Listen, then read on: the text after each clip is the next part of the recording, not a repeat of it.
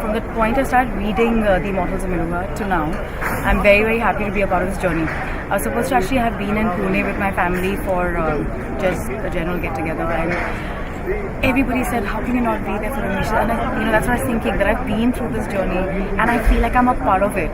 But I didn't expect it to be of this grandeur. I love the performance. I can't get over the Shivji who performed this evening. Great music. I'm a huge lover of Tawfiq Qureshi ji and his percussion. So I think just generally to see what Amit ji said beautifully, summed it up, कि एक book के लिए इस level की gathering मैंने ज़िंदगी में नहीं सोची, नहीं देखी, और बहुत खुशी हो रही है कि जो बुक जिस ग्रैंडियर से लिखी गई है, जिस ग्रेट लॉर्ड पे लिखी हुई है, उसकी जर्नी इतनी खूबसूरत और सबसे ग्रैंड रही है as far as a book in this country is concerned. And I love the way that we're celebrating it, because I love the way Amisha's thought and ideology is that you need to celebrate everything in life, right? So the level at which we've celebrated it this evening to me will always be special. Like you mentioned that you've been reading the book. Anything in particular about the book that you really like? So for somebody like me, because I have a very peculiar journey of being a radio jockey and where I am in life, I've never participated in elocution and debates, and to know Amisha's journey as well, because he's never written as well.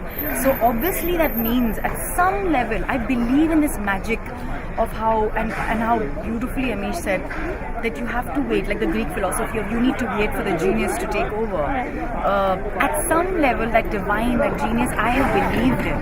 So when you read a book like that, it kind of has that Harry Potterish touch, which makes you feel like you are a mortal, but you're yet immortal. And if every human being was to believe that, like I love the way Amish spoke at the end and took that excerpt out and says Har Har Mahadev. But I guess I can't pinpoint.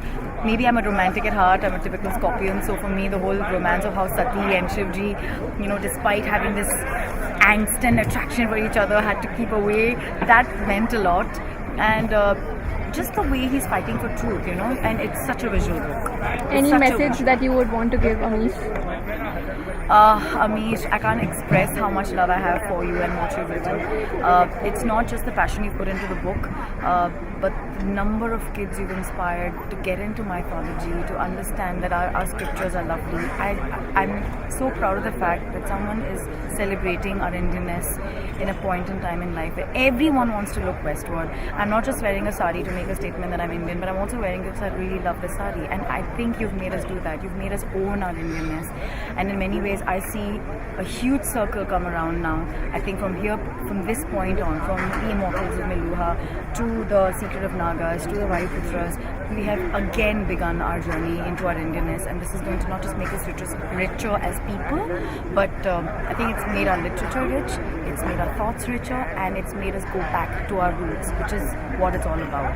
So thank you, I love you, and God bless you, and may you go on inspiring people for owning the Indian that we are, and we are really the luckiest tribe in the world.